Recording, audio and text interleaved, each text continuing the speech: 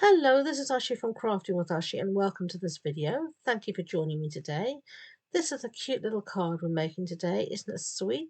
I just love this little monkey. Isn't he just the cutest? So the stamp set we're going to be using today is Little Monkey, and this is it. And we're going to be using the bow and some monkey and all sorts. And you can see all the wonderful elements you do get in the stamp set. So I'm going to get a scrap piece of basic white cardstock, and we're going to be stamping a memento. Well, actually, no, we're going to be stamping for once in early espresso. Normally, I'd stamp a memento tuxedo black, but I wanted not to have such a harsh outline, so I've stamped in. There you go. You can see in early espresso, and I'm going to just stamp my sentiment while I've got my ink pad out, just here in the corner. There we go. Just swinging by to say hi. Isn't that cute? Now we're going to do some colouring of our little monkey, and we're going to colour using the Stampin' Blend alcohol markers. And I'm going to be using two colours here. I'm going to be using Pecan Pie and Crumb Cake. And you can see here I've just gone in with my Pecan Pie, with my darker colour, and I'm just adding little highlights where I think the shadows will be. And I'm just sort of dabbing that around a little bit. And then I'm going to go in with my lighter Pecan Pie, and then I'm just going to proceed to blend all of that out and just colour in the rest of his little body. Isn't he so cute? I do love him. And just take your time, and you can see me changing the orientation of the paper just to make it easy to get to bits, because it is a narrow, small little image. And there we go. Oh, I do love him. Didn't buy the set initially because I thought I could resist, but I couldn't.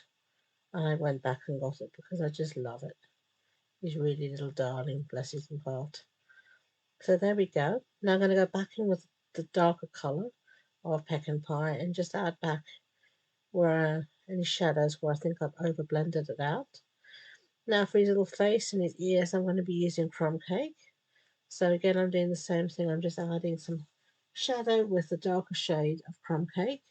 And then I'm going to blend all of that out here, as you can see, with my lighter shades of Crumb Cake. And this just gives some, variation to the colour of the little monkey and makes him look a little bit more realistic. And there you go, our monkey's all coloured in.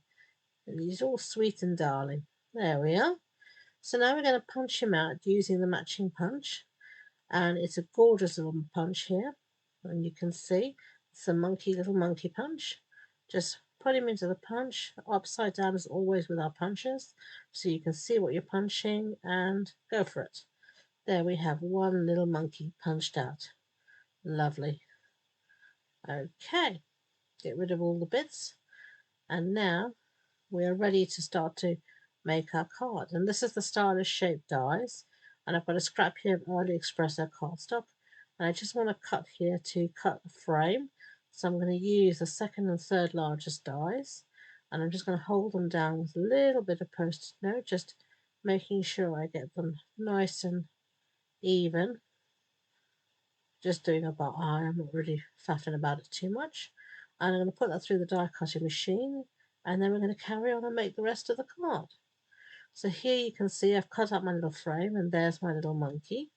Now you can see here I've used the bow punch to cut out some foliage, and I've done this out of Mossy Meadow cardstock and some old olive. And you can see here I'm just showing you the punch, and this is out of some old olive. And I'm just making sure I have enough pieces. I have more than enough that I've punched out here. I tend to have too much, and then I just save the extras for another time. And you can see here I've taken my sentiment and just backed it on a scrap piece of Mossy Meadow, and then I've just cut it out using my scissors. I always find a long bladed scissors make cutting out so much easier. Now you're going to see here me make a boo-boo. This is the gorgeous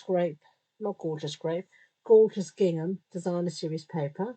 And I actually put seal on the back of this before I realised my boo-boo. I should be cutting out a window in the centre for my little little monkey to pop out of. Now I realise when I put this down what I've done. And I'm going to have to rip the whole lot up again and start again.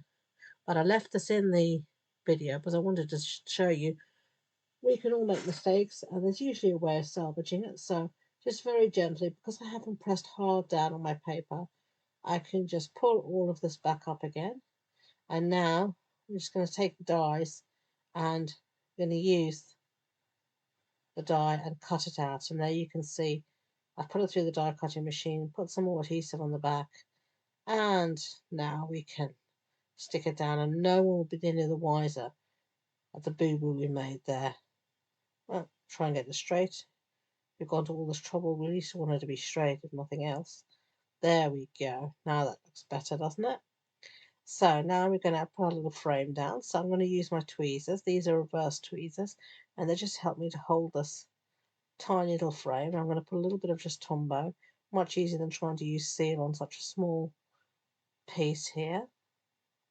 And then just put it in place just like that. Lovely. So we've got our little window. Just going to use my ink pad to hold all of that down until the glue sticks. And let's put our little die away back in its home before it goes missing. And the other one. There we are. Lovely. Now we can start to assemble.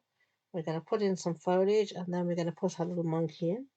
So let's get some of this foliage in here.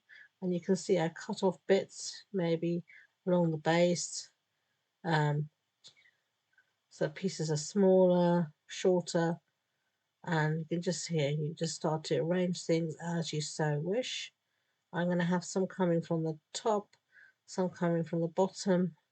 I'm just going to fill up the one side here of the window with foliage, and then I'm going to put my little critter in to sort of see how it looks.